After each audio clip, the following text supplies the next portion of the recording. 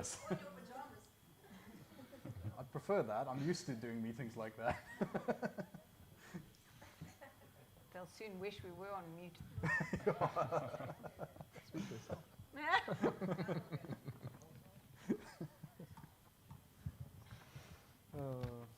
Chloe, do you remember the school song? Come on.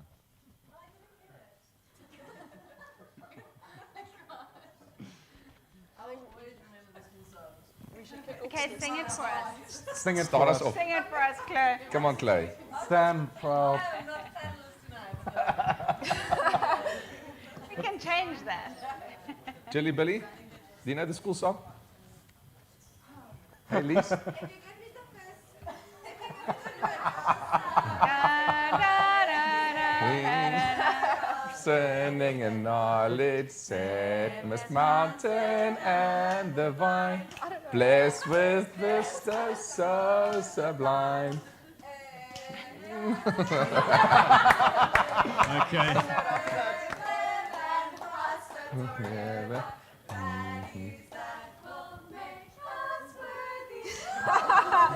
Yay!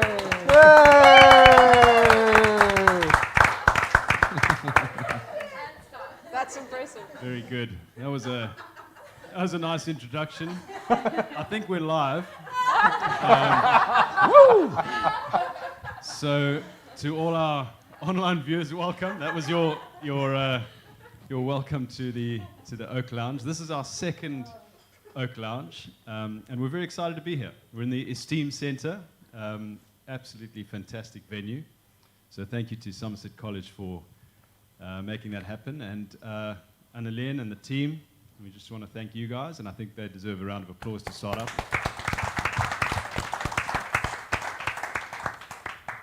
But welcome to the second Oak Lounge. My name is Michael Tabor. I am an old oak. I'm also a trustee on the Acorn Bursary Trust.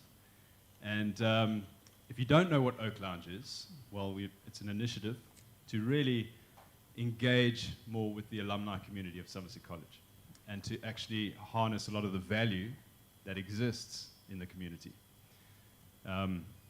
As you can see by those sitting on the stage behind me, we have a lot of value in this community. We have a lot of value sitting in this lounge here, and we have a lot of value right across the globe.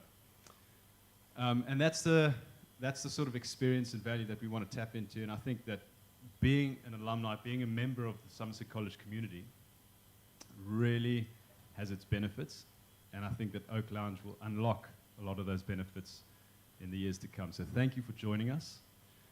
We're in for a very exciting discussion. Our first Oak Lounge was a topic of sustainability, and very quickly after that we were so excited, we said we've got to get a topic for the next one, get a date for the next one, and so here we are, and we are going to be talking about entrepreneurship. Now there's a whole lot of flavor in entrepreneurship. I think there's a lot of different types of discussions. So Rory, good luck with where the discussion goes. Rory is going to be your host tonight. Rory Atkinson is a digital marketing strategist, business founder, insightful chap, and he's going to lead the discussion. He'll introduce the panelists just now. But I just want to quickly mention that part of what we do tonight and in these events is to support not only and uplift our community, our Somerset College community, and those stakeholders involved, but the ABT, the Acorn Bursary Trust. Johan Halshuizen is our chairman, and he's with us this evening as well. Thanks for being with us, Johan. And if you want to know more, please chat to us. But we also, it's such an exciting place to sow into. So those members of Somerset College, we're putting through some incredible bursary students through this incredible institute.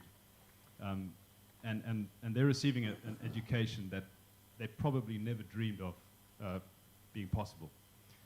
And at the first Oak Lounge, we had one of the past bursary students with us as a panelist. No doubt we're going to have more. We've also started a Saturday school thanks to Graham and the team, putting all of that together. So utilizing these incredible facilities and being able to give back to the community on our doorstep, it's a privilege actually. So I think we should all consider that honor and that privilege that we have. So just to mention, we support the ABT. The Oak Lounge supports ABT, and actually the idea was made in conjunction with the Old Oaks Committee and the ABT. And so, I'm not going to take up too much time because I know they want as much time as possible for the discussion. I'm going to hand over to Rory. Please enjoy the evening. Feel relaxed. This is not called Oak Lounge for no reason. It's lounge. Feel relaxed. And we're going to have a question and answer session at the end. Thanks very much.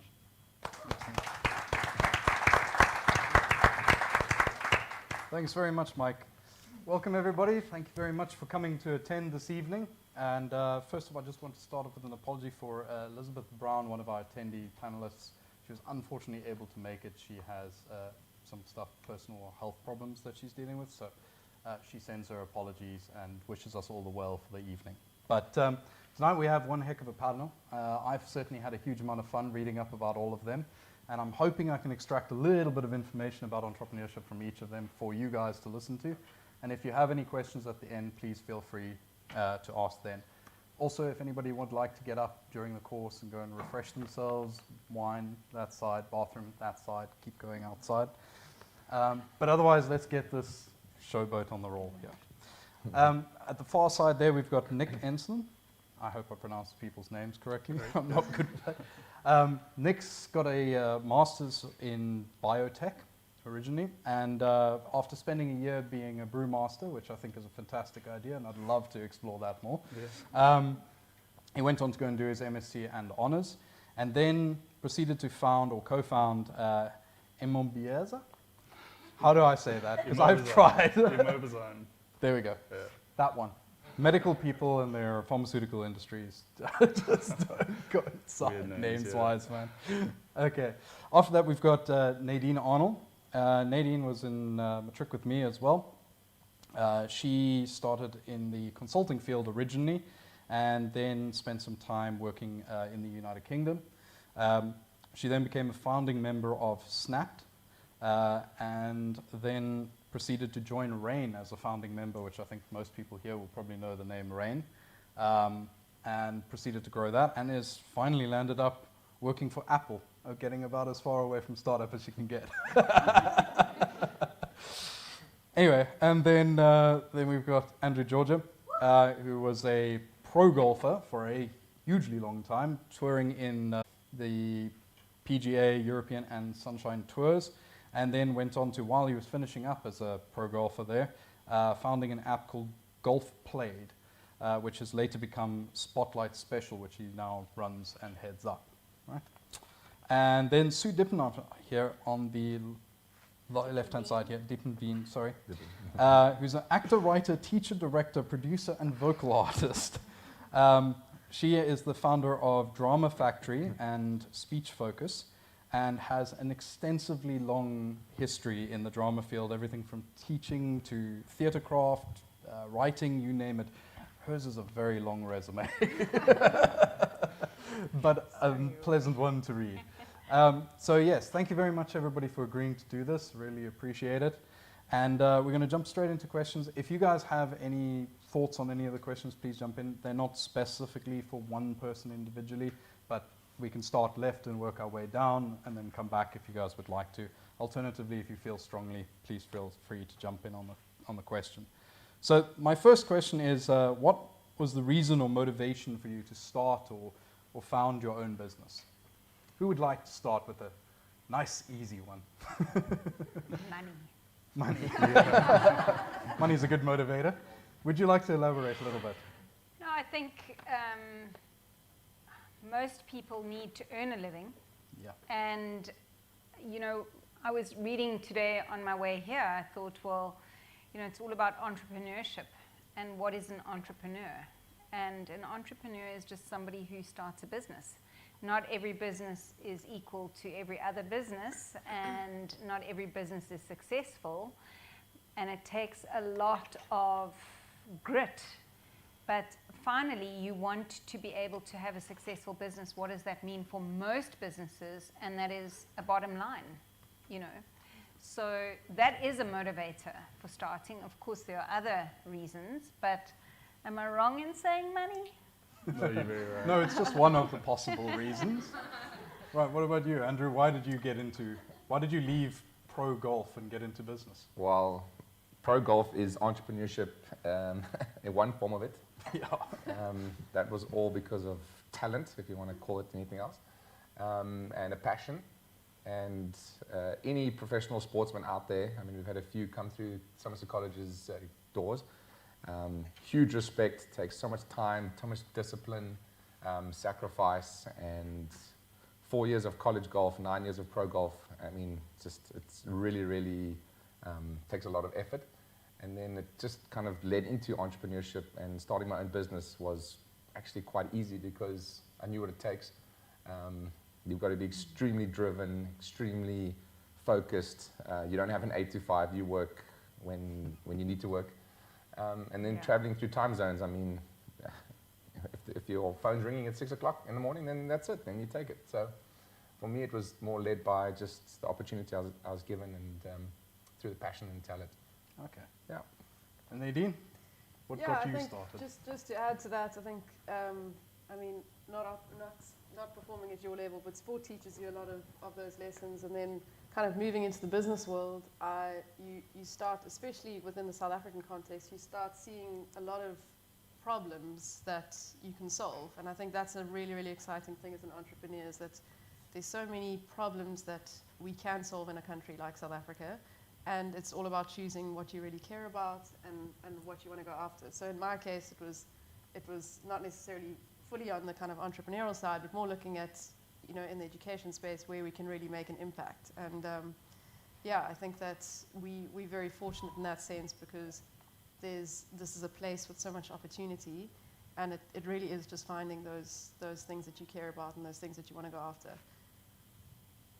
And Nick, For what got you started? Mobizyme, it's sort of a two-part question or answer. One was there are not that many opportunities in science in South Africa, and then the second part is we developed some technology that we thought could really benefit a lot of industries, and so we wanted to try and commercialize that. But you didn't have a feeling that you wanted to go into beer making? I did it for a year. I prefer drinking it. So. So as you can see, I mean, there's a wide variety of reasons why people might become entrepreneurs or start their own businesses. Everything from money to they have a great concept or a great service that can be offered. Sorry, Rory, I'd just like to qualify, because they've done all these really nice reasons. I know they're being polite And about it. You're just being honest. I've been truthful. He's like, we're going to commercialize it. You wanted to make money, Nick. Yes, that's the same thing. So I think, it's just that understanding that we all need to earn a living, Yes. right? And you've got to be able to see an opportunity when it presents itself. And not every opportunity is equal to every other opportunity. So some of them, require you to go in with a little bit of a risk. And I think that is the difference from, having a big business to being an entrepreneur. You've got to be ready to take that next leap and actually take a risk, because while money is the object, it's kind of far down the line. You're not gonna make it tomorrow. It's a long-term thing. So there has to be other stuff, obviously. Yes. Yeah. No, I would agree. I don't think. Does anybody have anything else they'd like to add on that one? Spot on. Spot Yeah, on. It's a grind. It's a grind. Skin in the game. Yeah. So, what would you guys define as an entrepreneur? This is an open question for anybody. How would you personally, given your own experiences, how would you define an entrepreneur? Because I've run into many people that define it as owning a business or being a business owner, but I would say there's a distinct difference between owning a business and being an entrepreneur. They're not the same thing. So how would you guys describe? Well, isn't entrepreneur a fancy word for unemployed? And poor. And poor. What was that about money again? I know. I mean, why would I say that? But seriously, how would you, Andrew, go for it. Sue? No, Go, Andrew. Yeah. So entrepreneur for me is someone that is driven, someone that's got a passion. Anytime I've come across anybody that has any type of goal, any type of dream, if they're not passionate about it, then they're not really going to be successful in that, I don't think. So entrepreneur is finding your fit and finding what gets you going, what makes you tick. And ultimately, I mean, it's cliche, but they say you don't work a day in your life if it's something that you enjoy. And entrepreneurs strive for what keeps them happy and keeps them going. So often entrepreneurs, I find, founders, anyone that started their own business, is people that are motivating, driven, glass half full type of people. And I've never met an entrepreneur that's the opposite, because they won't make it. That's my experience. I think that's a good way of putting it, actually. Yeah, can't add more. Nick, Nailed it. as the youngest entrepreneur on the stage, what would you say? What's I can't add more. I would just repeat what he said. Yeah. Nadine, as Yeah, a I think developer? there's also an element, like those characteristics are so true, but I think there's also this element of like an insatiable curiosity about life. Like you're constantly questioning things, whatever business or line of business you're involved in, you're always looking to improve it or just understand it better to see how you can have that competitive advantage. So I think that's also something that's quite unique within the kind of entrepreneur mindset is really looking at that, like the curiosity of seeing things differently and seeing how you can really make an impact. So Nadine said something very, very important in that statement, was the competitive advantage. I was going to actually ask about that, but go for it. Why would you like to highlight that, Andrew? Well, if you ain't first, you're last, is what they say.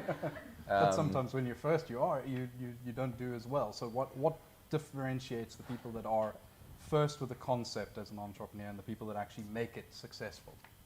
That's a good question. I mean, sometimes being the first with the idea is not necessarily the best. Pioneering is extremely difficult. Someone needs to pave the way for you. And pay the way for you. Pay the way, yeah, absolutely. But the competitive advantage, when they're having the will to win and to find out how you can beat somebody to the market or to make a better product or something like that. I'm extremely competitive, always have been, and that's kind of the sport that drives that. But I think most founders or entrepreneurs are competitive, I'd say. Would you guys all agree with that? Yeah. Sadly You can so. see they're all sports people on stage, right? Oh, yeah. The sports people in the audience and on show, you now know what you have to look forward to in life. Sorry, I'd like to just add to that I think it is also the ability to see something that is unique. To go, let's take something like, I have received what we call flocon. It is a jar of maple syrup flakes. The best thing I've ever eaten in my whole life. What is it? It is dehydrated maple syrup. Okay? Who knew? Who knew that it was going to be this beautiful thing that you could do so many things with? But it is like somebody thought, I need to be able to make maple syrup that can travel, that is easy to transport, that is light, that is everything.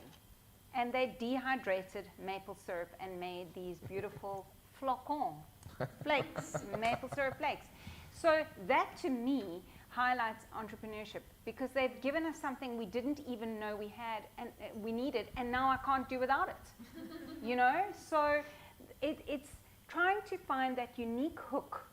We all need something sweet in our lives. We all know, like sugar or whatever. Who started sugar? Great for that guy.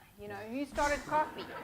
Why did we didn't know we needed coffee until somebody made us need coffee. Now we all need coffee, and coffee is this huge business everywhere. And there's coffee in pudding and coffee. We were talking about rooibos tea earlier outside. And rooibos tea is now in soaps and candles, and it's everywhere. It's, you can do so much with it. But 20 years ago, nobody even knew what rooibos tea was. So it's trying to find that unique little hook. Something different. Yeah. Something different, but something that people actually decide they want to actually have. Yeah. I mean, Apple did that superbly well, so that must be like plastered on the wall at the company office. Think different, yeah. Okay, so what would you say, I mean, every entrepreneur that I've ever spoken to, myself included, has run into never-ending challenges in our journey and path, sometimes requiring a lot of deviation from what we started with to what we ended up with along the way. What would you guys say is probably the biggest challenge or the greatest challenge that you have individually faced in your pursuit or development of your business? And Nick, I'd like to start with you because reading about yours was it's a very interesting field in particular. So again, two-part answer. Initially, we were worried or nervous that we wouldn't get funding because funding is obviously essential. But that hurdle was overcome quite quickly. But generally for startups, funding is a big hurdle. And then the second challenge would be scaling. So when we started off, we were doing like lab experiments in a small baffled flask, like super small stuff. And now we scaling to 5-liter bioreactors, 50-liter bioreactors. And that whole process was a massive learning curve. I mean, we're still in that learning curve. So scaling, I think, for any company, if you're trying to like scale your business model, you need to do it, and that's a tough part. So you're working through the tiers of scaling at this point exactly, in time. 10xing every time. Yeah. Yeah. And would you say your thinking has to change as you go through the different tiers of scale?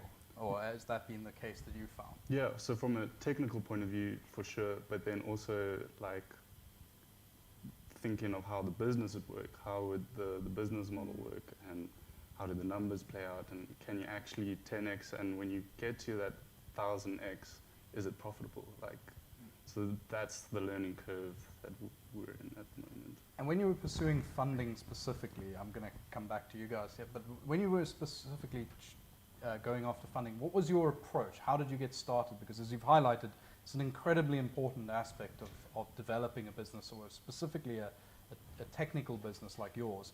Funding is always a challenge for entrepreneurs. So how did you approach that, and what were the steps you took to get through it? Sure, so we were lucky because we were a Stellenbosch University spin-out company. We kind of got like pushed into a pipeline that was quite recently made through the University Technology Fund, which was a part of the SASME. So we essentially just had to pitch for a pre-seed, and that went really well. And once we were in that pipeline, we kept them up to date, and they sort of knew when we needed to get more money, and that pipeline we're still a part of. So they have first right of refusal on all of our investments and stuff, and that's the pipeline that we'll keep on going. For other startups and friends that are in startups, they've been struggling because they're not part of the Stellenbosch University spin-out ecosystem, so they can't like get those funds. But luckily, money in biotech, specifically in South Africa, is quite big. So Yeah. yeah. You say, would you say it's fair to say that you have credibility because of the university's backing, effectively? For sure, they're our frenemies at this point.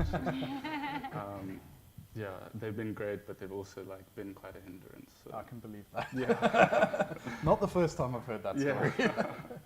So, Nadine, you obviously, when you guys were building up Rain, you must have gone through a similar lack of credibility at the time exercise. So, what challenges were you guys facing in Rain? Yeah, I mean, I think it's a slightly different sort of problem to have. But in the tech sense, you constantly, there's a battle to find that product market fit. So you're obviously a new entrant into a market that's been around for years. I mean, in the Rain sense, everyone's aware of the telco industry, and they've been around for years and years. So there hasn't been a new entrant for decades. So you enter that, and you need to try and get into a market to get consumers to understand that this is actually something that you need to be aware of, and you should actually take notice of it. So I think there's, to Nick's earlier point, there's funding is obviously an issue across the board, but in a tech sense, it's definitely not the major concern. The concern is really finding that traction in the market and getting through those initial phases to find a product that your consumers really want. And in our context, data and mobile data is something that we all can't live without. But finding those price points and finding even the customer experience that would suit, you know, a new age customer is something that we really struggled with. So we went through this kind of initial process of really hassling around that product market fit. And in your first kind of 2 years of launching that, you're just obsessed with really getting that right. And you know, Rain to date has obviously had relative success, and we've moved out of that phase now, and I'm no longer part of that business. But that to me was a very important phase in understanding how we address those challenges. So yeah, and learned a lot through that. So I'm sure. I'm sure. And I suppose one of the other challenges for you guys would be, because you were the new kid on the block, standing out differently from everybody else, really making you guys stand out. What was the thing that really got the business to go, okay, or get people to take notice of it? What was the thing that you guys changed the game on? So I think at the end of the day, we live in a country where data costs are exorbitant.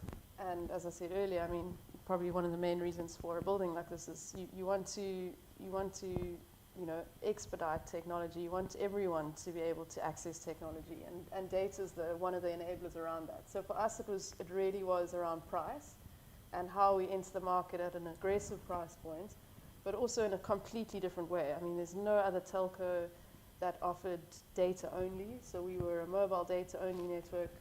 Customers didn't really understand that at first, but if you think about it, you know, if you're mobile contracts, you're probably mostly focused on the data component of that. You're not really too interested in the voice component.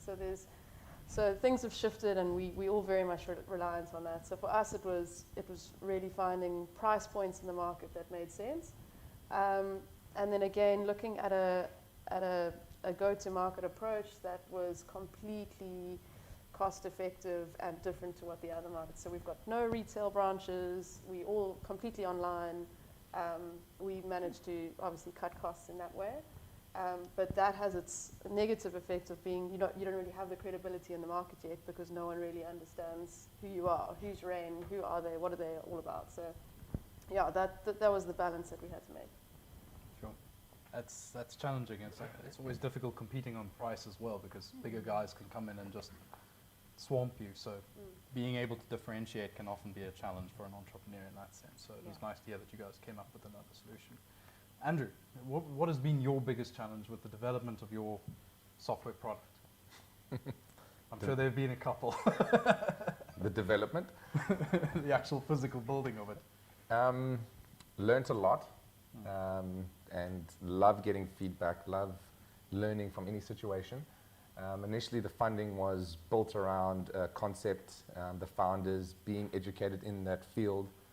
So going into the golf space, I'm very educated on where it is, where the technology is. So I had a lot of trust from our initial round of funding that we did. Just friends and family around. Got that up and running very quickly. But my biggest downfall, and something I would try and do differently, was I needed a tech founder that was with me, a co-founder that was someone that actually had as much passion for the tech and that actually drove that side of the business. It's a very different business to some of the other businesses here, but we're driven by our tech. And when someone clocks off at 5 o'clock and they don't want to put in that extra effort to just make that product right, then things take longer, cost more. So our biggest challenge now is you raise funding, it gives you a runway to get to a certain point. You try to find that product market fit as quickly as possible. And then once you get traction, then it's easy to raise money in your next round. But if you start to stall, or you start to kind of lose that traction a little bit, then it's difficult to raise that funding and to keep going. So at this point, I think your cash flow is super important. Showing the revenue that you can drive from the existing traffic, what you do have. But once you start to show traction, then it's really exciting, and that's where it starts to scale. It's interesting because you say the initial funding raising was easy for you, which is not something I hear very often from many entrepreneurs, to be honest. So would you mind, because it was easy for you, what was the way that you approached friends and family to get them to actually agree to buy into your idea? So I'm going to relate this back to golf. Things I do often, I relate back to golf, is when anyone's first going to turn professional, they've just finished college golf, no one knows who they are, that's when guys will say, okay, this guy might be the next Tiger Woods or Rory McIlroy, whoever it is. So initially you get a lot of buy-in, this could be the next big thing, and guys are saying, okay, cool, let's risk it. But once you've played professional golf, or once your product's in the market, if you don't show traction and you don't do well, then it's like, okay, cool, well, then you've kind of lost that opportunity. So I leveraged that in the business, and like I said, having the expertise in the golf space, I mean, we've got such a unique product which can help golfers globally get onto an app to help keep track of where they play golf. And initially, the concept is what sold it. You can talk about your valuation, you can talk about your goals, your visions, where you want to be in 5 years, 10 years. At the end of the day, the guys actually believe in the founders. So what helped to raise that funding was a good network that I'd built up. People that trusted me, people that trusted my team. My co-founder is actually in the audience here, my dad. He's got lots of credibility. He's been in the golf industry for a long time. He's been in the tech space, so that also helped.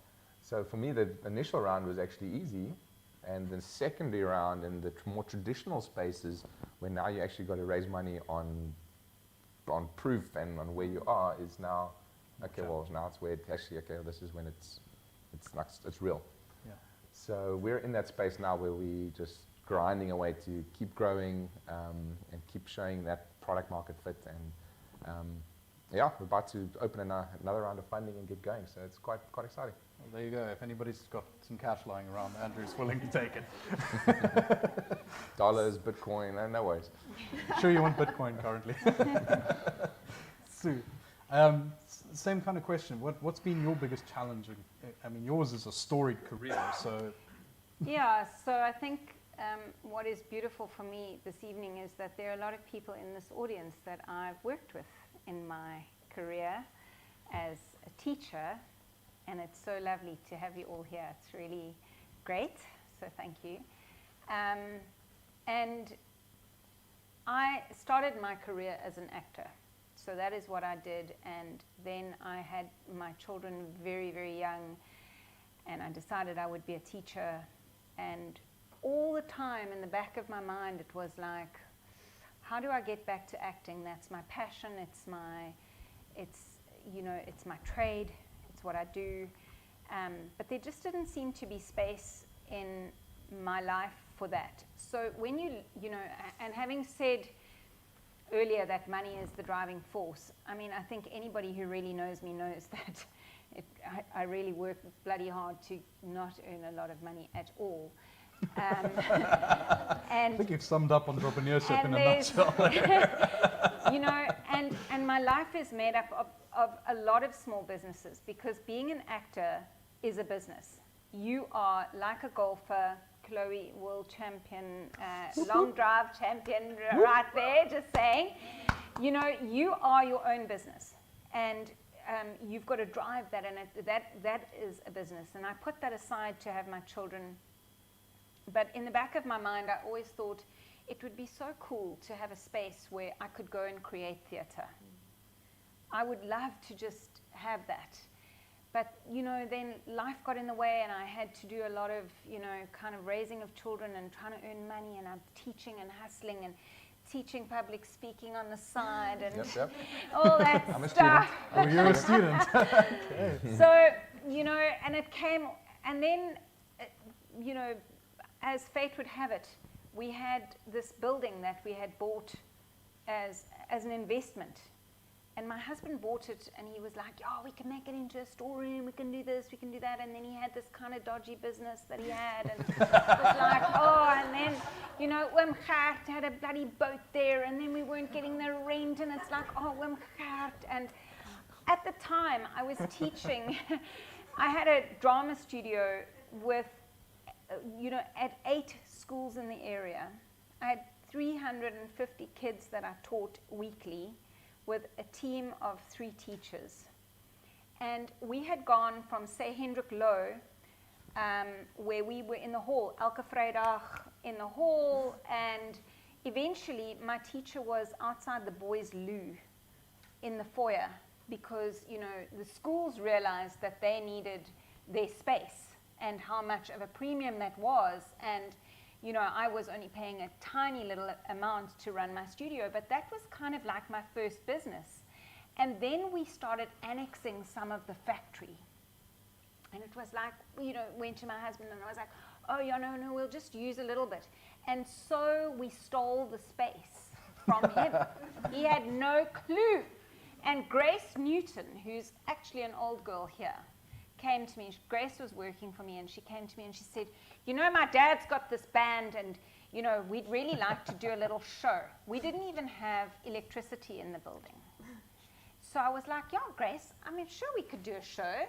And all of a sudden, my little dream of having a space where beautiful theatre could be made was real. We annexed the space, we stole it, but it was a real thing of using what we already had and just using it in a way. I mean, people come to this factory and they're like, "Wat gaan hier aan?" You know, like we're in the middle of a factory. It's like we're in the middle of an industrial area.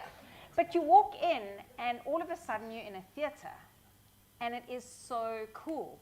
Having said that, I don't ever get enough time now to make my own theatre because that's a whole nother business.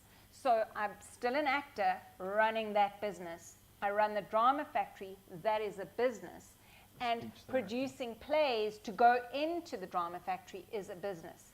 And that is probably one of our biggest challenges, to get the content, the right content for our space. Because in this area, we have the Playhouse Theatre, which is beautiful. You've all been there.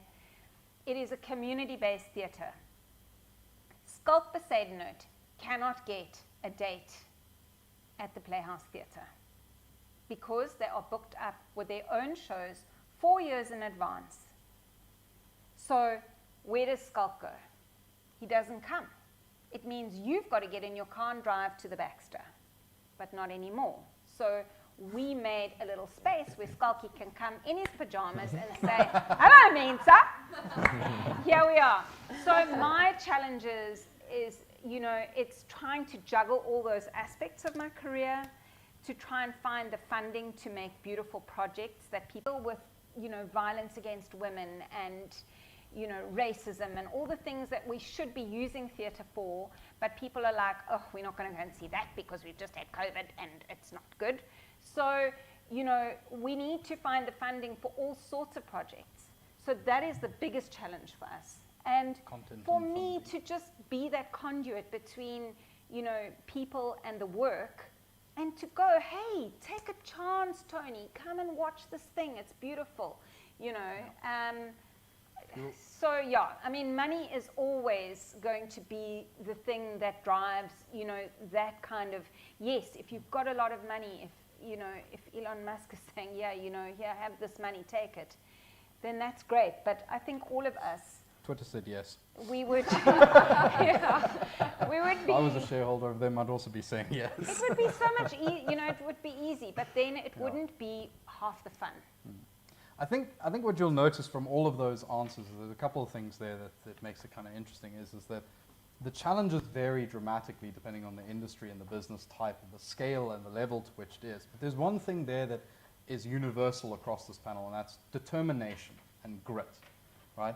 I think without it, none of the entrepreneurs sitting here would be where they are today. None of the entrepreneurs that you see as the top percentile of the world would be where they are today. And in fact, every piece of literature I've ever read about what makes an entrepreneur successful is grit, is that determination to push through. And one of the main things that I've seen is that most entrepreneurs have failed in some capacity. They've fallen on their face somewhere along the line. Amen. And I'm sure all of you sitting there, look, based on the smiles alone, you can see this has happened. So would you guys mind if I asked you guys, what do you think the importance of failing as an entrepreneur is? And what for you specifically changed in the way of thinking about failing and then coming out of it to become more successful in the next thing that you did? Andrew, let's start with you since we haven't started with you. So every failure you get is your next step to success. The quicker you can learn from your mistakes, put it behind you, what did you do right, what did you do wrong, keep going. Experience is something you simply cannot buy. I'd highly recommend getting a mentor, someone that has been there and they can try and guide you, but at the end of the day, you have to experience it yourself. And every time you hit failure, then you just realize, okay, that didn't work. What didn't work from that? What can I take? What can I improve on? Okay, cool, that worked, and then move forward. It's something that happens all the time, and when like, you just see people making mistakes, and you've got to let them make the mistake, because otherwise they just don't kind of get it. Yeah. So failure is not a bad thing at all. It's something that you need to just feedback, welcome feedback all the time. What can I do better? And at the end of the day, your audience, your consumer will tell you what they want. You'll see they drive the decisions actually. So you need to put away your emotions for your company, put away what you think is going to work, and actually listen to everyone out there. So yeah, failure for me has been something that's helped. Nadine, would you agree on that? In fact, I'm going to pick up on what Andrew's just said. Would you say that in the complaint box of a business, larger businesses, Suggestion box. Suggestion box, complaint box. I like the rebrand. Suggestion box then. Would you say that's where you find like most of your good answers for, okay, well, this we're failing at, can we move forward on that? Yeah, I mean, I think in a startup context, I think you put it so well. If you're not failing, it means you're not trying things. And I think if you're not trying things, you're not trying to innovate. So it's all part of that process, and you inevitably, that's how you learn, that's how you push things. And I think, we inherently don't like to fail. Humans don't like to feel like they're not succeeding at things. But this, in an entrepreneurial sense, it's the thing that's going to push you forward. I think businesses, to your question, businesses that can behave in an entrepreneurial way are probably the ones that can be as agile and react to the consumer as quickly as possible. And inherently, that's where you gain the market share. So in the context of Apple or even Rain, there's, it's all about the customer. And if you can listen to that customer and hear kind of where you went wrong or what's failed in their sense, you can adapt and innovate and improve. So it's a very hard kind of pill to swallow, I think, initially when you're starting the entrepreneurial journey, but it's inevitably what's going to push you forward. How did you cope with that first pill that you had to swallow? I mean, I think, again, it started really early in life. I think even thinking back to the years here at college, there's, from a sporting context or just generally being a competitive, determined person, there's many failures in life. There's many things that you face, and there's many disappointments. And some of the best experiences here at the college were the ones that didn't turn out as planned. And thinking back to not being selected for the team, or not being chosen, or not scoring the goal, or not coming top of the class, or whatever the context was. Those are the things that you think back on, and it adds to your character, and later on in life you remember those things, and it builds your character, and it makes you a stronger person. So yeah, I think it really comes down to the person. Excellent. Nick, what about you? So for me, from a startup perspective, a startup is a temporary organization searching for a repeatable and scalable business model. And that essentially means that you must fail and fail fast and pivot and spend as little money and time on failing so that you can keep on iterating until you find product market fit. Particularly in your field, that process is quite challenging. So run us through what your kinds of experience of that re-evolution and pivoting and changing was. So initially, when we were early days, sort of still spinning out, we thought with our technology that we had this idea and it's going to change the world, and we thought what we were doing was exactly the right thing. And then we entered a design thinking program, and part of it was doing customer discovery, and we actually had to like phone people and meet with them and do Zoom meetings and stuff, and they were like, no, we don't want this. And so that was part of that. Eventually we found some stuff that people actually wanted, and that was an example of failing fast. Yeah. I think every entrepreneur's been through that experience where you come up with a great idea that you think is the best thing since sliced bread, and then nobody wants it. Yeah. Sorry, Right. Rory, I'd No. like to just say Go that for it. for me, the concept of that, what you're all talking about as failing, I think because I'm a little bit older, just a little, I'm just catching up. I don't like it. That step in your business is what makes you just take that extra care, and you haven't failed.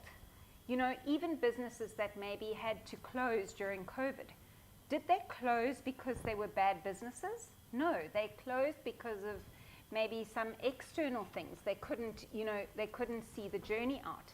And I think that is part of the trick of being the entrepreneur, is to go, hey, I didn't fail at that, but it's not working so well for me. How do I turn that around? So, you look at things that are working in your app and you go, that's working, but that isn't. It doesn't necessarily mean, oh, the whole thing is a failure. And I think sometimes, when you're starting up a new business, you think to yourself, oh, it's got to work, it's going to be so fantastic. But, a business takes time. It takes a lot of time to establish. And there will be things that you tweak. It doesn't necessarily mean that your whole business has failed just because an aspect needed to be tweaked. That is not a failure. So I just feel like if you get to the end of the road, which is maybe 25 years down the line, or you just look back at your year, you had good successes in the year. Not all, and one failure does not a terrible business make. I think Sue, you highlighted a very important thing there, which is to celebrate the little wins as well. I think one of the challenges that entrepreneurs run into all the time, I'm sure everybody here can testify to it, is that feeling of, oh no, this is not going to work. Sky's falling on my head. Sky's falling on my head kind of Yeah. feeling. And celebrating those little wins makes a huge difference for entrepreneurs. Yeah. So I agree with you. Calling it failing is perhaps the wrong way. Failing forward is probably the best way to describe it. Yeah. Along the way. Getting experience. Getting experience. It's a bitter pill. Yeah. What would you guys say? That part of building a business is often you're not doing it solo. And whether that's in doing it in a marriage or something like that, or whether you're building it as a partnership and co-funding, how would you say you should select your business partner along the way, the person that you end up working with? And I'd quite like to start with Nick, because he's got multiple business partners in this field. Yeah, I'm one of 3 co-founders of Design. I guess we were fortunate because we were all friends. We met during our honors in biotechnology, and that friendship just flourished naturally, and the idea only came about in our first year of masters. So it was kind of easy for us to start a business, but I wouldn't say you should start a business with your friend. There's more to that. The 3 of us in the team, I think we all bring different aspects from a technical point of view, and then personality-wise, we all bring our own different personality. And I think that's important in a team. Yeah. So you guys complement each other's weaknesses, Exactly. is what you're saying. Yeah. That's excellent. Okay, Sue, what would you say? I mean, your partnership is slightly different, I would imagine. So, yeah, I'm really very much a sole proprietor, and the person, I truly believe for my business, and I think for most businesses, you should be able to do everything. It doesn't mean that you should be doing everything, but you should be able to do it. So if it comes to rigging a light, getting out a ladder, getting up there, rigging that light, I can do that. I can work the lights, I can work the smoke machine, I can do all those things. It does make it very lonely, and I don't have partners. So my partners, I think, are my audience members on the one hand, and the people who bring their productions to us on the other hand. So that is I'm just talking in terms of the drama factory. The production side of what we do is a completely different thing. But for the drama factory, I think that's why I'm here. And being that conduit. So I see my customers on both sides of that scale as my partners, and choosing the right product to put on my stage brings me the nicest audience, or brings me a credible audience, it brings me a sustainable audience.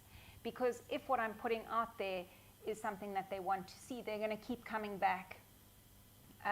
But what I can say is that setting up the Drama Factory, I made huge mistakes, not failures, but mistakes along the way. So setting it up, I put in lighting maybe like this, and I didn't realize that we needed, moving lights and whatever, because I wasn't educated. So I think that the education is really important, and finding people along the way that were able to help me with the things that I did not know. Yeah. I think that was really important. I mean, Nick and them they were lucky. They all kind of knew the thing, but who was the accountant? Who was the bean counter? And who was the person dealing with the press? Or there's so many aspects, and you can't do it all on your own. Yeah, I think it's choosing. It kind of comes to an element of building teams as well, which is what I'm going to actually ask Nadine about. But Andrew, in your case, you've had multiple partners of varying age groups as well. So what would you say is the thing that you look for most in your business partners to have a successful business partnership? It's such a great question, and I spent a lot of time in the Atlanta Tech Village, which is all about entrepreneurs and introducing you to other co-founders, people that have passions for their certain industries. And one of the number one most difficult decisions as a founder of any company is finding your co-founder. Yeah. Because that is a relationship which is going to be very, very difficult. It's going to be something that puts a lot of stress on the relationship.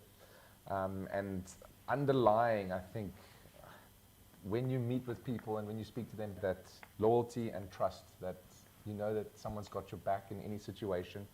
Sure. I've seen it in numerous situations where things get difficult. I've got two really close friends. I'm close to them both individually. They both started a company together. They both developed an app. And all of a sudden, the one guy came to me and said, well, we're splitting and we're suing each other. And I was like, how is that possible? You guys are both great guys, and he got investment from a friend, but it wasn't an official investment, but then he spent the investment, and that's where it starts to get very difficult. And underlying whatever happens through thick and thin, I mean, I'm not married, but I think it would be similar to say, at the core, whatever happens, listen, our relationship comes first. Yeah. So the co-founder is one of your most difficult people to find. But it's the loyalty and the trust that will get you through, I think.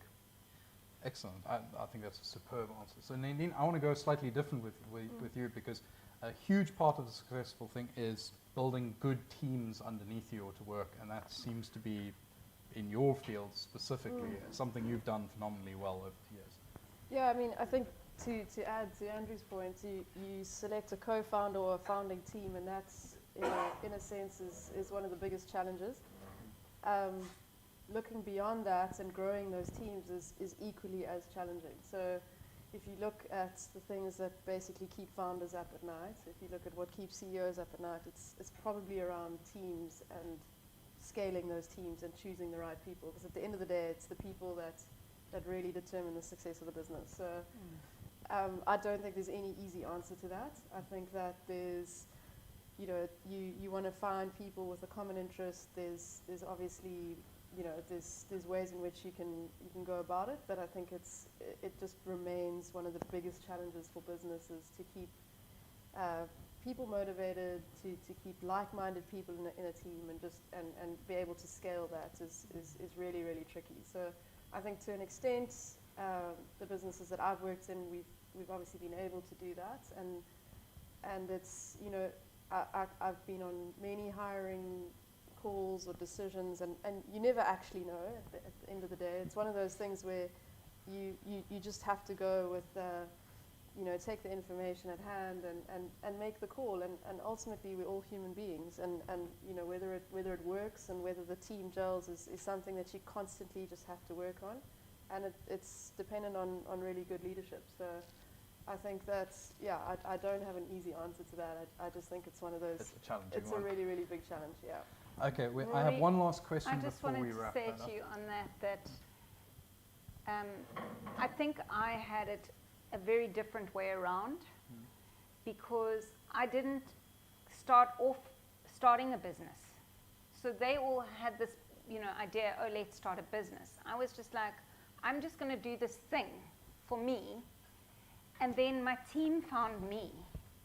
And that was really cool. So, you know, what I was doing, somebody saw and they were like, I really want to be there with you doing that. And so that's another thing for you if you are looking at starting a business, to kind of go, what is it that you want to do? And maybe somebody will find you. And don't. You've sort of preempted my Yeah. final question. Oh, here, sorry. which is what I was going to get to. Sorry, So my last Rory. question before we wrap up, because we've got a Q&A that we have to do for Sorry, you guys Rory. and everybody online. For everybody on the panel, what is the one, very short, because I've got like 20 seconds, big piece of advice you can give to anybody that's looking to become an entrepreneur or start their own business or co-found with somebody else? What's the thing for you that you would like to leave as a sort of last word? Should we start with Nick on the end there? It's cliche because it's true, but just do it. Analysis by paralysis, basically. Yes, get over that. Yeah. Nadine. It's very, very similar, but I think if you take the risk, whatever it is that you think is going to push the boundaries, do it, because the longer you hesitate, the longer you wait, you're going to live in that limbo, and it's not worth it. So fail fast, but take the risk. Sue. I feel like if it's something that you really love, like Andrew said earlier, you know, if it's something that you really love, it's going to be fine. Just do it. It'll be fine. And Andrew. Be prepared. And Be prepared that it won't be fun. it'll be fine, but you're going into battle, so just know that. And Going to be a hard slog. yeah, absolutely. Excellent. Thank you very much, everybody. Shall we take the questions now? Yeah. Thank you very much. There's some mics at the back there. If anybody has any questions, please raise your hand and then we will deliver you a microphone to ask a question. Please ask to anybody on the panel. Tap, tap. When you have your question, please just identify Wynn. yourself before you ask your question. Thank you. Talk about founding.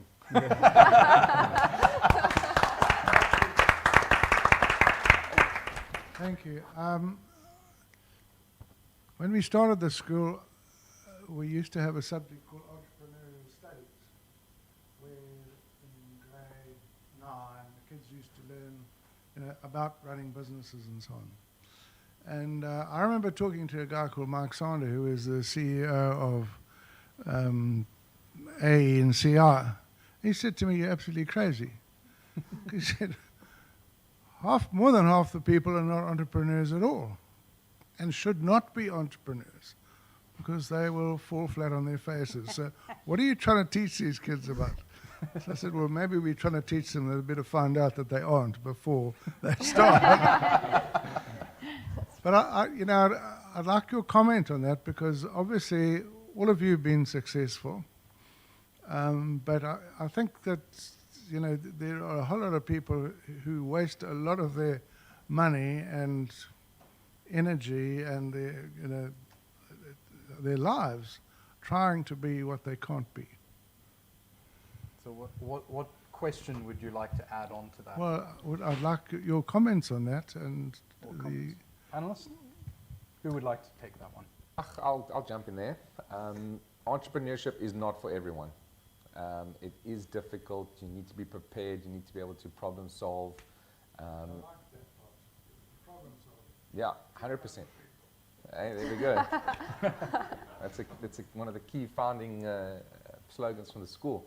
And And that's something that you learn when you go through school, when you go through college. I mean, what you study and what you actually get your degree in is important, but more importantly, you figure out that if you can manage your own time, actually go to school, go to class, and pass your grade on your own motivation, then you know, okay, cool, maybe there is something to this, but it's not for everybody, and people will fail, and people that end up failing, then they kind of find their own feet, but entrepreneurship is definitely a special breed, if you want to call it that. Bunch of crazy people for the most part. Yeah, I feel like, you know, when you run a business, whether it is yourself, whether it is, you know, a big business, whether it is a small business, it's so much easier to go home and know every month your salary is going to be paid by somebody else. Do you know? So that is the thing about owning your own business. The buck stops with you, and it cannot always be about the cash that the business makes. It's got to be about your staff. And anybody here who has a business, who has staff, you will know that that is what keeps you up at night. Are we going to make enough money to pay salaries at the end of the month? That is what, you know, when COVID hit, everybody was stressed about how are we going to pay the staff? How are we going to, you know, how are we going to pay the staff? So I think owning a business comes with a huge responsibility to other people. It's not always just about you. And if you don't have the tenacity to really grind down and maybe even take some of those sacrifices, you know, to not take a salary so that you can pay a salary at the end of the month because your turnover isn't what it should be, then maybe. But, you know, if you are somebody who struggles with anxiety, who needs like a proper routine or something like that, then maybe rather go and work for, you know, a nice job where you can still be, you know, fabulous and have, you know, do your thing. But the buck doesn't stop with you. Because the anxiety. You should meet my business partner. He's about the most anxious person I've ever met in my life. And he's you're not letting the guy sleep, man.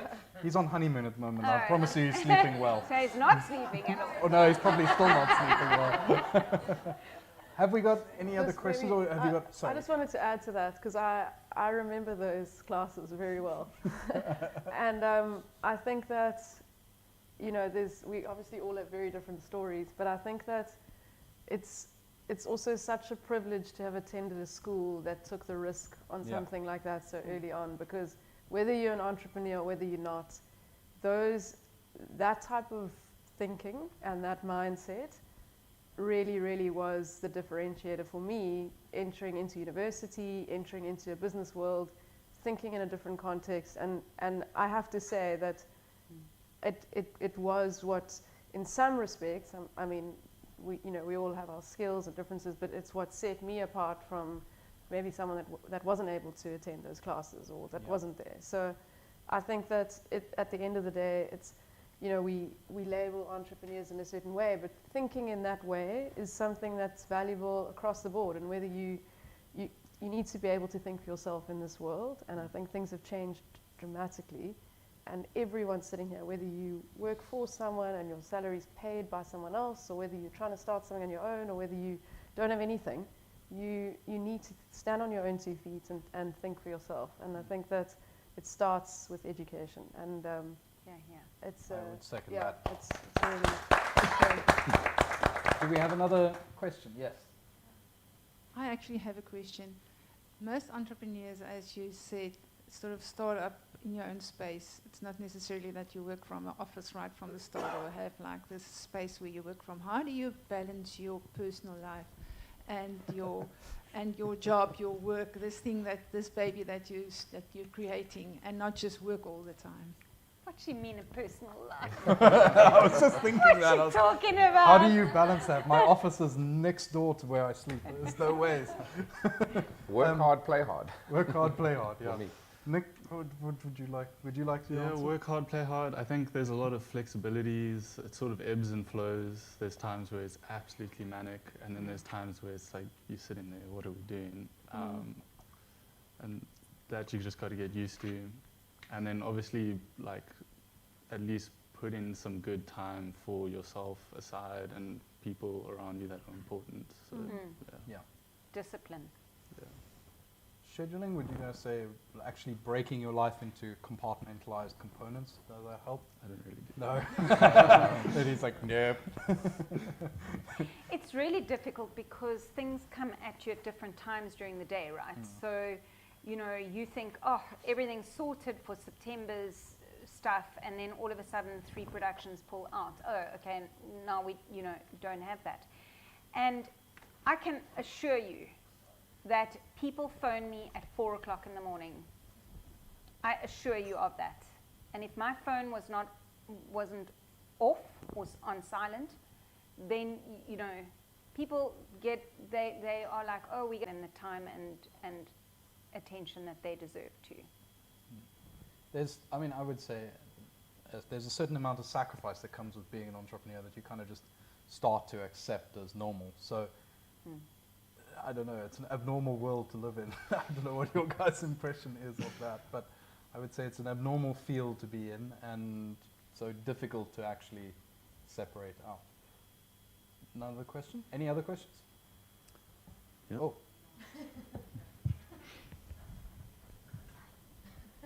Don't make it sound terrible, guys. I mean, it's actually quite a lot of fun, right? We do have fun. Just by the way, it's quite a lot of fun.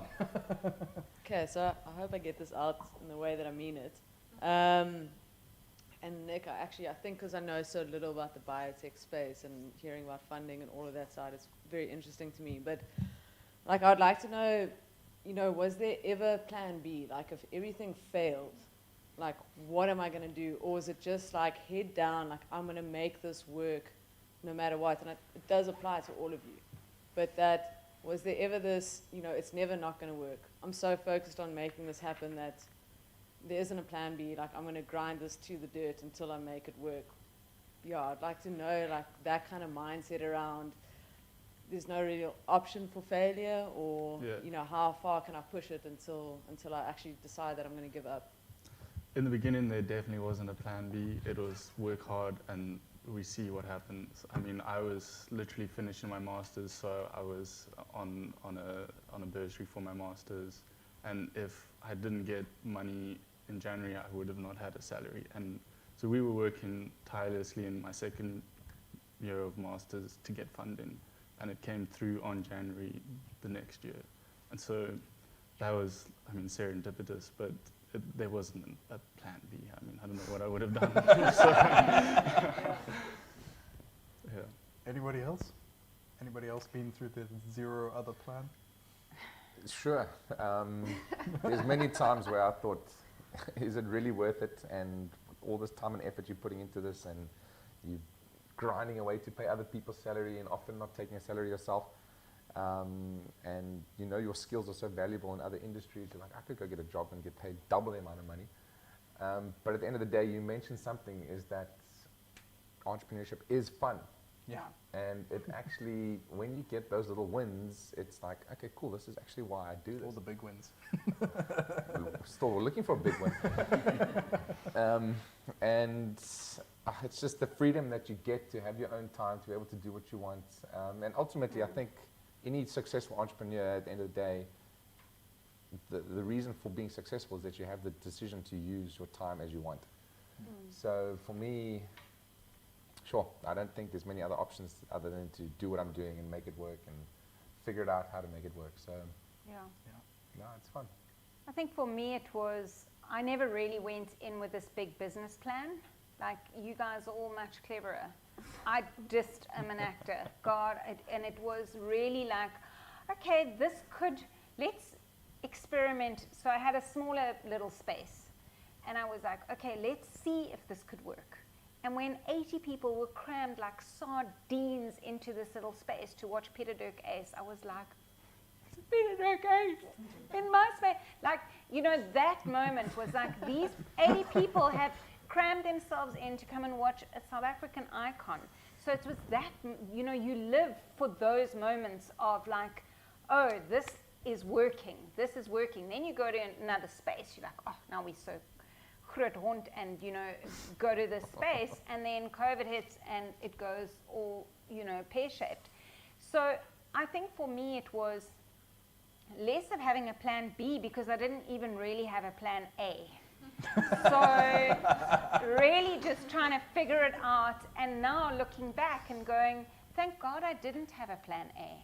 Because if I had put on paper what we've actually done in the last 5 years, I would never have done any of it. I would have gone, you know what, I can give my money to Johan and he will make it grow and be lovely, and I won't need to really work as hard. So I think you can't always, can't always map it out. And also, what I do, and I'm sure this is how everybody else here feels, when it has impacted somebody's life in a real, tangible way. When somebody walks up to you in a supermarket and says to you with tears pouring down their face, thank you for getting me through COVID. Without your business, I would not have made it through COVID. That's why you have the business. That's the fun, right? Yeah, absolutely. I was on the app and it was a joy. You know, that's the thing. Yeah, absolutely. So, yeah, sometimes having a plan B, maybe have a few plans. Maybe have a few plans. Yeah. Are there any other questions? Do we have any online questions, by the way? Nothing. Have we got any other questions from the audience? Well, I've got one other question, actually, extra. What would you guys say was the impact that that the culture that Somerset College developed in you when you were growing up here taught you and you've carried into your business? What was the element of that culture that you identify strongest within your business? Because I can say that there's definitely been that element that it impacts in the cultural development of a business. It's a very artsy question, I know. I loved Somerset College because we were part of the growth of the school. So you were a founder, kind of. I mean, No, they were. I know, but Yeah, what I I'm saying get is it. you were I effectively spent a many founder. detentions picking up stones and making that field at the back flat, and swimming in the dam when we're not supposed to, and running around the school and seeing it grow and build, and seeing a vision that was, I mean, there's a couple people in this room which made it happen. Yeah. So we were just given such a great opportunity, and it's as good a school as I've ever seen. I've traveled all over the world, and I mean, here we are back here, and it's as good a school as I've ever seen. So it was so great growing up here. So that culture has impacted you quite significantly in your business. Absolutely. Nadine? I mean, yeah, I'm just thinking back now, the things you talk about, but it's definitely, I mean, it's hard to kind of articulate, but it's definitely around like the freedom of thought. And I don't really know how to pinpoint that on something or a specific event, but one that stands out massively, and everyone that's been through it will probably agree with me, is around the trek. And I think it's so weird now to sit with a group of mates and try and describe what you did when you were 14 or 15. Even to this day, it's one of the most amazing experiences that I've ever been through, and Unreal. and it just has always stayed with me. And I think that's something so special. You cannot. It's so unique, and it's character building, and definitely played an impact on.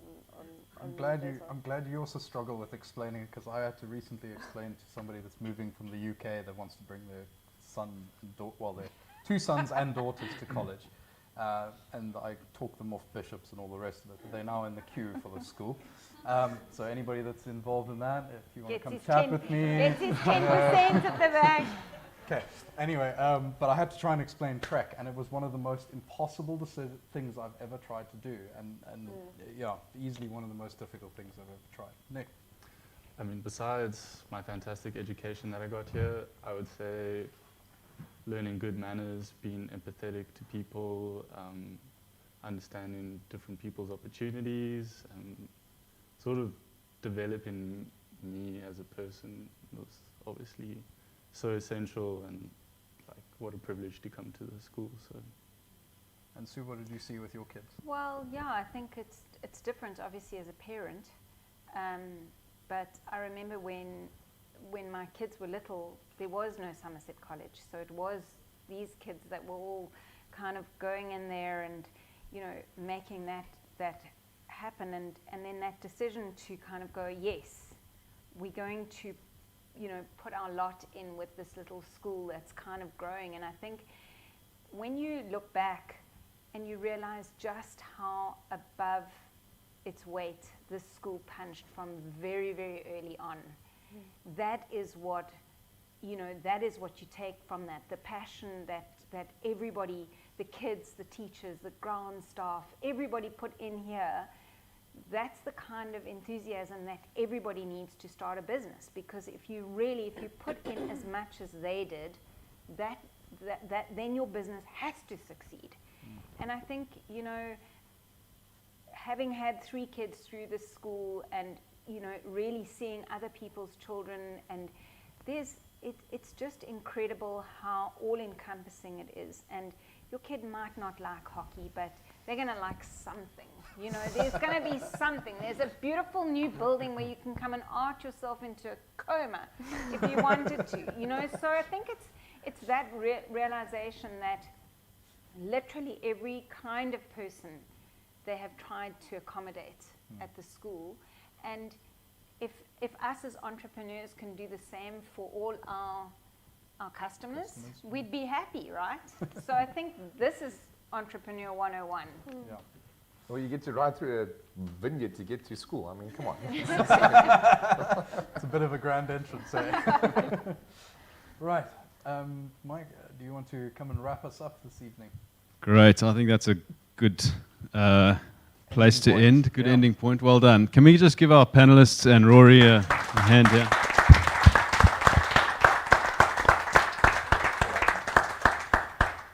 You know, what sparked the topic in the first Oak Lounge was probably one phrase that Justin Stanford mentioned, and that was tear up the rule book. It's an interesting topic, and I think you know, we can carry on and talk about entrepreneurship forever. But that's what Oak Lounge is. Carry on the discussion and connect. I think, you know, and I'll speak on behalf of the panelists, you know, as entrepreneurs, they're willing to connect because you've heard it, they're willing to learn. And, you know, we've got, like I said before, we've got so much value and so much experience, so much wisdom already in 25 years of a school being in existence. And to be able to tap into it and expand our own careers, our own lives, parents who've got kids, what a great investment. You know, it's not just school fees that last until matric. This is an investment that, you know, they get a fantastic education, but then into a network and an alumni that's going to sew back and learn more and just help each other with careers. Andrew mentioned it earlier, sorry. Mentorship. You know, that's something that we want to roll Oak Lounge into, one of the areas. So you know, those matriculants or, you know, if you fresh out of college, fresh out of university, whatever it is, whatever stage you're at, there's a network, there's people that have got a story to tell, that have got facts to share, that have got experiences to, you know, to share, and contacts, the whole lot, the network. And so that's where we're at. So yeah, spread the word. I mean, it's just new. Like I said, this is only our second Oak Lounge, but there's lots to look forward to.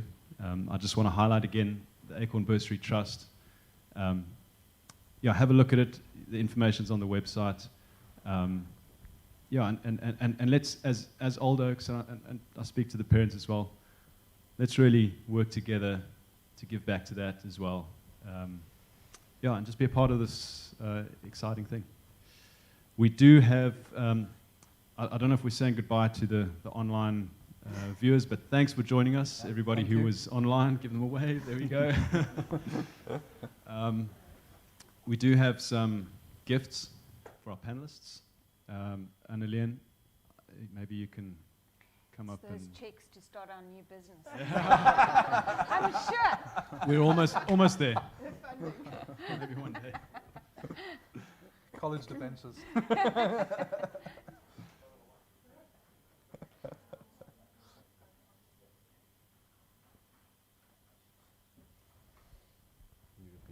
you enjoy it? Hey, we'll come to the next one.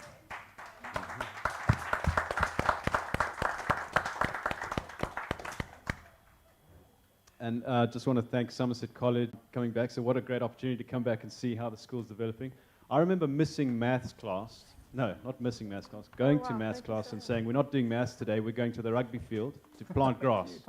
Thank you so much. Those were the exciting days of Somerset College in its early stages. Andrew said detention, putting bricks